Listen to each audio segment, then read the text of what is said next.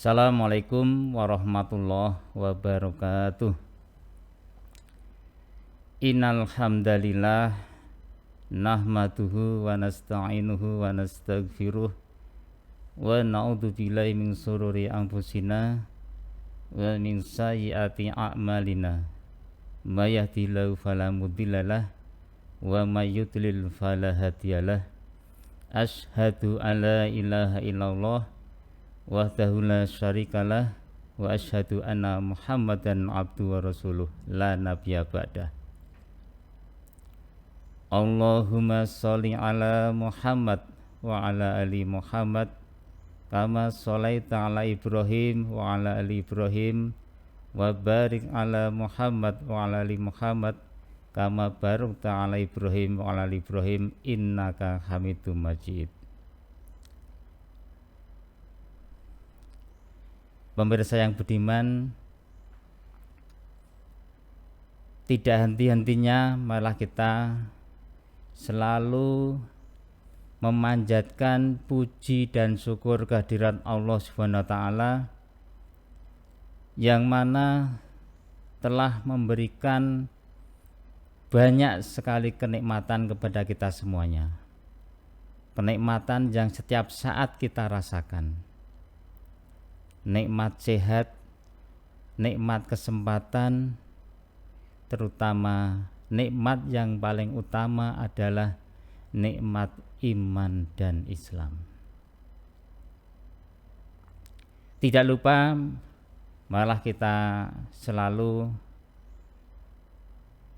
mencurahkan sholawat dan salam kepada junjungan kita Nabi Muhammad SAW beserta para sahabat, keluarga, dan semua umatnya yang sampai hari ini tetap berpegang teguh kepada ajaran-ajarannya, yaitu yang bersumber kepada Al-Quran dan Sunnah Rasul.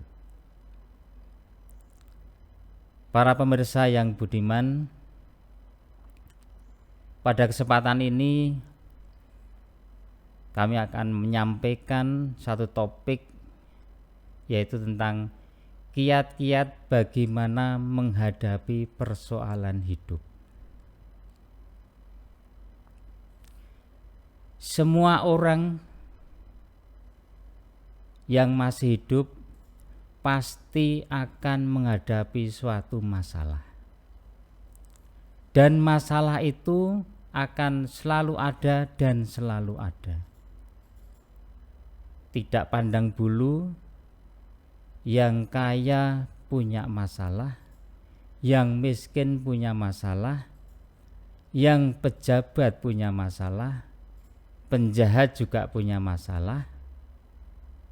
Jadi semua manusia tidak bisa terlepas dari suatu masalah.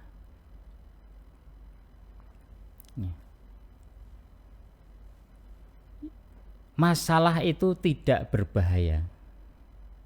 Yang berbahaya itu adalah sikap kita bagaimana menghadapi suatu masalah tersebut.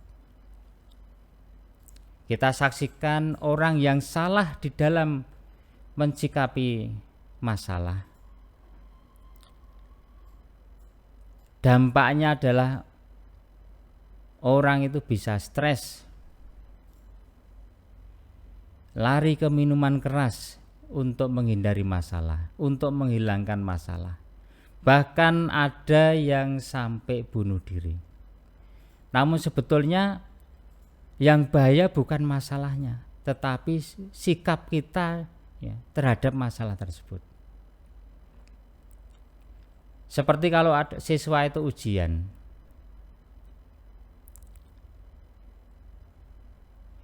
Siswa tidak lulus itu bukan karena soalnya, tetapi karena salah di dalam menjawab.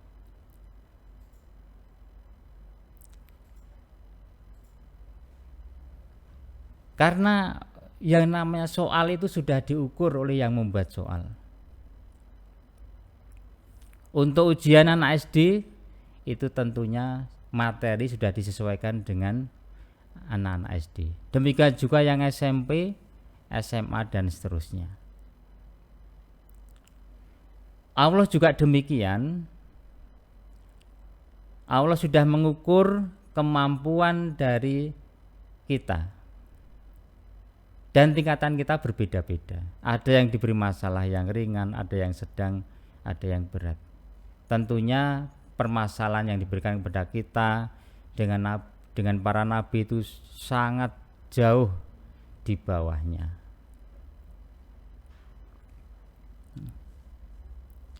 Untuk itu, para pemirsa yang budiman, marilah kita kupas bagaimana agar kita di dalam mencikapi masalah itu tidak salah. Sebagaimana firman Allah di dalam surat Al-Baqarah ayat yang terakhir ya, ayat 286. A'udzubillahi minasyaitonirrajim.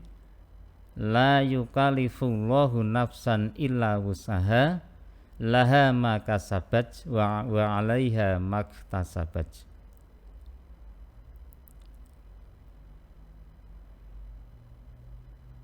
Allah tidak akan membebani seseorang kecuali sesuai dengan kemampuannya. Itu yang perlu kita pegang teguh.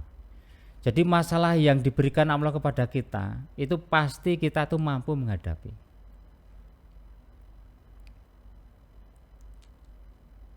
Jadi ketika saya mendapat ujian ya dengan anak saya yang sakit sampai akhirnya dipanggil oleh Allah, saya diberikan nasihat dari guru saya, ya, kamu pasti mampu untuk menghadapi, dan alhamdulillah bisa lulus ya, lulus ujian.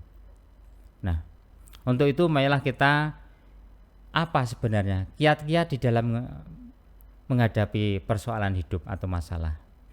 Yang pertama adalah siap menerima yang disukai ataupun yang tidak disukai.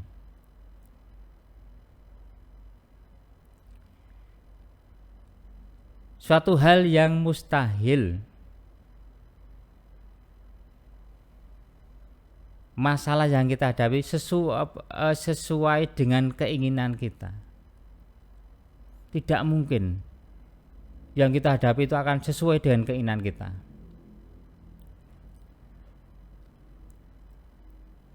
Karena kalau sesuai dengan keinginan masing-masing orang akan terjadi yang namanya satu bentrokan. Contoh, misalnya di dalam pilpres ya, pilihan presiden, semua calon presiden menginginkan kemenangan, tapi nggak mungkin semuanya akan menjadi presiden.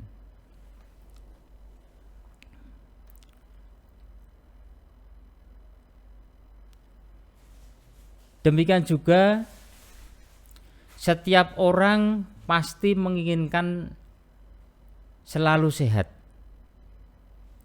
Dan kita bayangkan kalau semua orang itu sehat, itu akan berdampak yang sangat luas. Sekian ribu dokter akan tidak punya pekerjaan. Apotik akan tutup. Pabrik yang membuat obat juga akan tutup. Sehingga fakultas kedokteran akan tutup.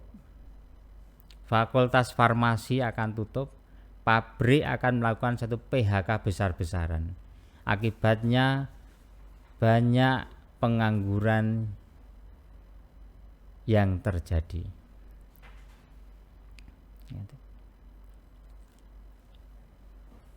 Contoh yang berikutnya, misalnya ada seorang perempuan, ya, karena cantik jelita, ditaksir oleh 10 laki-laki. Nah, ini jelas tidak mungkin semua 10 laki-laki itu menjadi suaminya.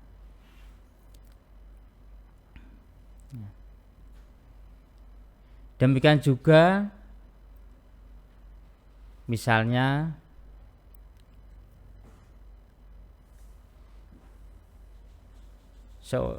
dalam satu keluarga yang sudah menyebarkan undangan ya, undangan pernikahan, tiba-tiba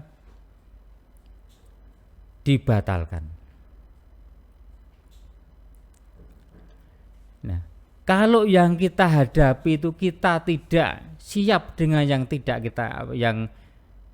suka atau yang tidak kita sukai, maka hidup kita itu akan nyesek ya, berat ya. Bayangkan, undangan sudah disebar, tidak gagal dalam pernikahan.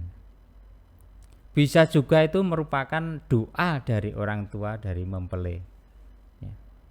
Karena doanya adalah menginginkan menantu yang soleh. Mungkin dalam pandangan orang tuanya itu orang yang soleh. Calon menantunya adalah orang soleh. Namun itu adalah dalam pandangan manusia. Namun dalam pandangan Allah mungkin belum soleh. Itulah terkabulnya doa.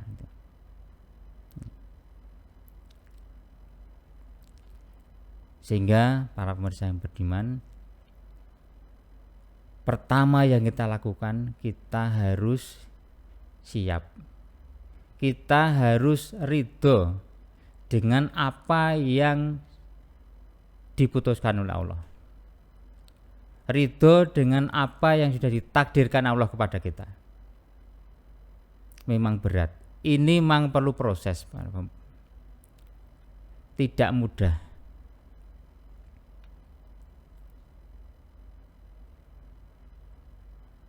Tiba-tiba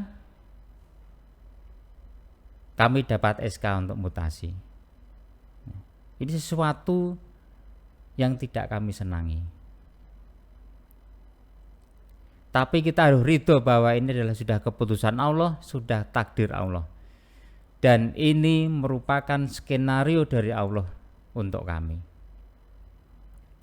Dan saya yakin skenarionya Allah itu jauh lebih baik daripada rencana kami. Kalau boleh kami meminjam ya istilah dari Pak SBY itu ya. Waktu sebelum menjadi presiden ya, beliau itu mempunyai satu skenario ya. Ternyata skenario berbeda ketika bisa menjadi presiden. Akhirnya beliau berkata, ternyata skenario Allah lebih baik daripada skenario saya. Sekali lagi, ini butuh prosesnya. Para pemirsa yang budiman, insya Allah dimuliakan Allah. Jadi sekali lagi, ridho dengan apa yang ditakdirkan Allah itu sangat penting ya. Memang ridho dengan ikhlas itu berbeda ya. Ridho dengan ikhlas itu berbeda. Kalau ridho itu adalah terhadap ketentuan atau takdir dari Allah. Tapi kalau ikhlas itu berhubungan dengan berbuat baik ya. Kita sedekah, kita harus ikhlas. Seorang istri melayani suami juga harus ikhlas. Guru mengajar siswa itu juga harus ikhlas. Tapi kalau ridho itu berkaitan dengan takdir yang ditentukan oleh Allah. Yang mana terkadang takdir itu tidak sesuai dengan apa yang kita ingini. Kemudian saya sedikit cerita ya. Dulu ada seorang ibu sudah punya anak dua, masih kecil-kecil, kemudian kondisi hamil ya, menginginkan anak yang ketiga. Tentunya menginginkan satu anak. Tapi Allah berkehendak lain ya. Yang lahir tidak satu anak tetapi 3 sekaligus. Kira-kira rasanya berat atau tidak? Jelas kalau dibayangkan itu jelas berat sekali. Bagaimana merawat 2 anaknya yang masih kecil ditambah dengan 3 bayi sekaligus, kalau dibayangkan nggak bisa. Jadi ketika bertemu dengan saya hanya bisa memberikan nasihat. Allah sudah mengukur kemampuan jenengan. Anak itu adalah titipan Allah. Tentunya yang titip itu akan bertanggung jawab. Insya Allah nanti akan ibu bisa melewati masa-masa untuk merawat anak-anak ibu semuanya. Dan alhamdulillah sampai hari ini selang berapa tahun, alhamdulillah bisa terselesaikan ya, dengan baik. Itulah takdir Allah ya. Kemudian yang kedua, kiat yang kedua adalah banyak istighfar. Jadi mohon maaf, istighfar dengan zikir istighfar itu berbeda. Kalau zikir istighfar itu sekedar membaca istighfar, mungkin bisa ratusan kali, bisa puluhan kali, bisa ribuan kali. Tetapi kalau istighfar itu diikuti dengan banyak mengingat dosa-dosa yang pernah dilakukan di masa lalu. Ketika ingat dosa ketika SMA, mungkin ngerjain gurunya, istighfar. Pernah berkata yang tidak baik kepada temannya, istighfar. Jadi itu beda istighfar dengan zikir istighfar. Jadi kita harus banyak istighfar ya. Barangkali masalah yang muncul itu karena disebabkan oleh dosa-dosa kita. Sehingga ketika dosa-dosa kita itu sudah kita istighfari, nanti Allah akan membuka jalan, suatu solusi ya, membuka jalan keluar.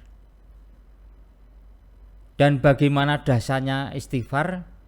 Ini kami menyampaikan ada beberapa contoh ya.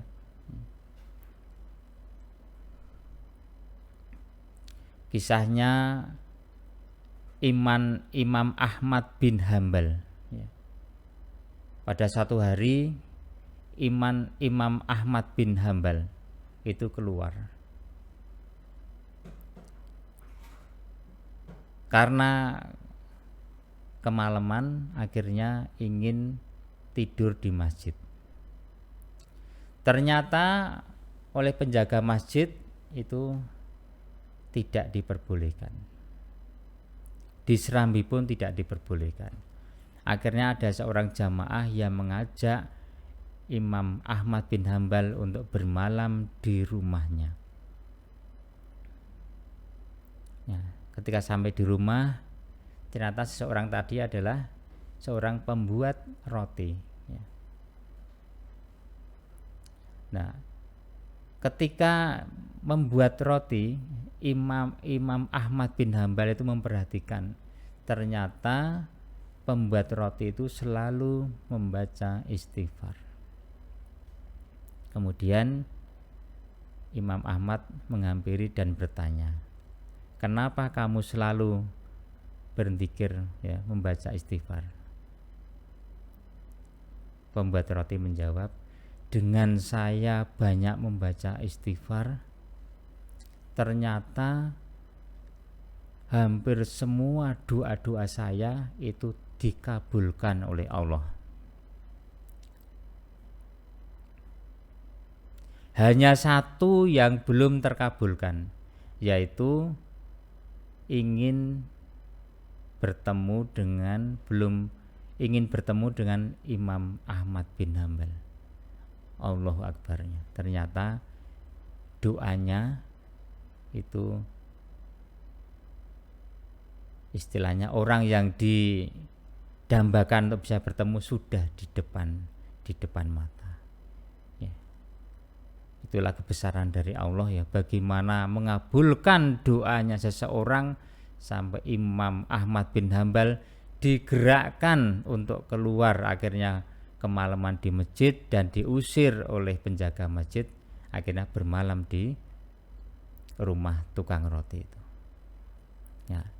Kemudian ada kisah yang lain. Jadi di suatu daerah yang cukup pelosok ini ada seorang nenek-nenek yang menjaga cucunya yang baru sakit.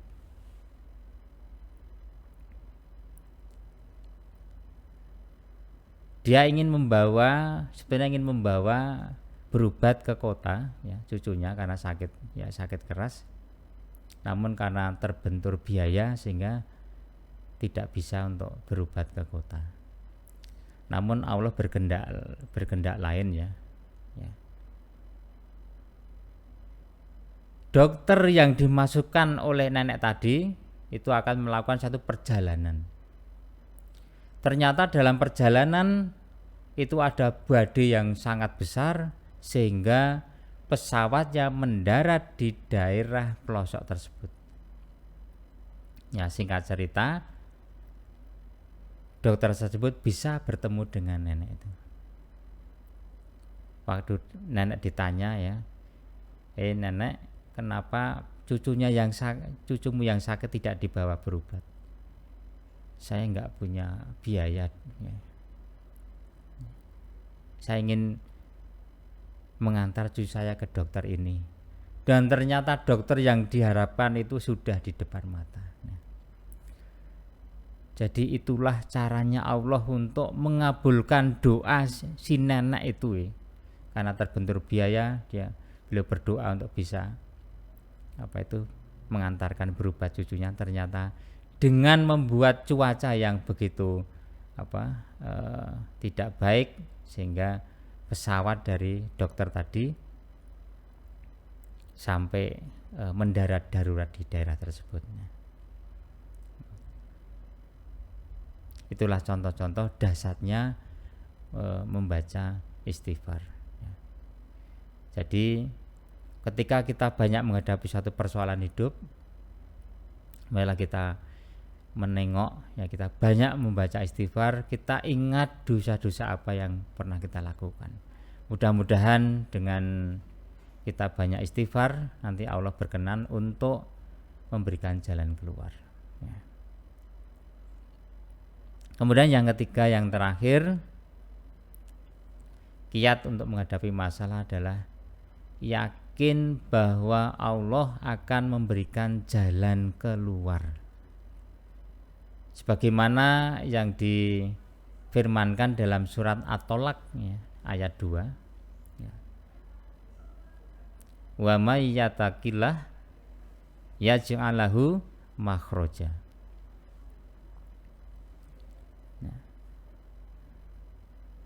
Barang siapa yang bertakwa, aku akan memberikan jalan keluar. Nah, ini yang namanya ayat Al-Quran itu sifatnya matematisnya, seperti matematika, itu ilmu pasti. Jadi itu merupakan suatu janji Allah bagi orang-orang yang bertakwa, pasti akan diberikan jalan keluar terhadap semua masalah yang dihadapi. Sebesar apapun masalah, bagi Allah itu mudah untuk memberikan jalan keluar.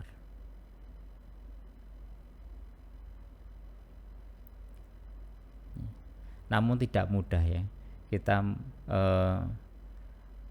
mempunyai satu keyakinan ya kan, pertolongan Allah itu tidak mudah.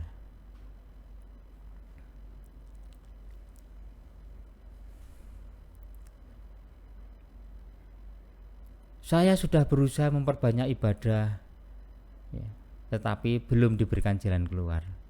Berarti takwa yang dimasukkan di sini yang dimasukkan oleh Allah itu belum ya. Artinya ikhtiar kita dengan ketakwaan itu takwanya belum mencapai yang di standar yang sudah ditentukan oleh Allah. Maka kita jangan putus asa, kita selalu meningkatkan ketakwaan itu. Karena kuncinya itu.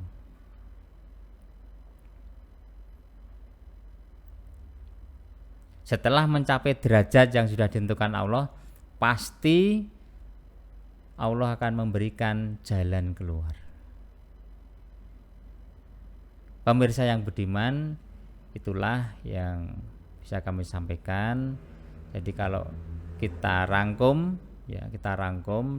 yaitu kiat-kiat di dalam kita menghadapi persoalan hidup. Ada satu, kita harus siap menerima apa yang kita sukai dan yang tidak kita sukai. Kita harus ridho dengan keputusan atau takdir yang diberikan kepada kita. Karena kalau kita tidak menerima, hidup kita akan nyesek, nanti akan susah ya. Yang kedua, kita banyak istighfar. Dengan mengingat-ingat dosa yang pernah kita lakukan, dengan kita tobat kepada Allah, nanti Allah akan berkenan untuk memberikan jalan keluar. Dan yang ketiga, kita harus yakin dengan janji Allah dalam surat At-Tolak tadi, nanti pasti Allah akan berikan jalan keluar. Karena kalau kita nggak punya keyakinan Allah akan berikan jalan keluar, kita nanti akan stres. Mudah-mudahan sedikit yang saya sampaikan ini bisa bermanfaat untuk kita semuanya, terutama untuk diri pribadi kita. Karena masalah itu tidak akan pernah hilang dari kita. Satu masalah selesai, nanti akan muncul masalah yang berikutnya. Namun kalau hati kita sudah kita serahkan kepada Allah, kita ikhtiar maksimal ya. Jadi kita ridho dengan apa yang diberikan Allah, yang ditakdirkan Allah. Kemudian kita ikhtiar semaksimal mungkin apa yang bisa kita ikhtiari. Kemudian kita serahkan kepada Allah, kita jalani sebaik-baiknya. Pasti Allah akan memberikan jalan keluar. Itu yang bisa kami sampaikan. Ada kurangnya mohon maaf. Kalau ada benarnya insya Allah datangnya dari Allah. Kalau ada yang salah itu dari saya pribadi. Akhirul kalam, wassalamualaikum warahmatullahi wabarakatuh.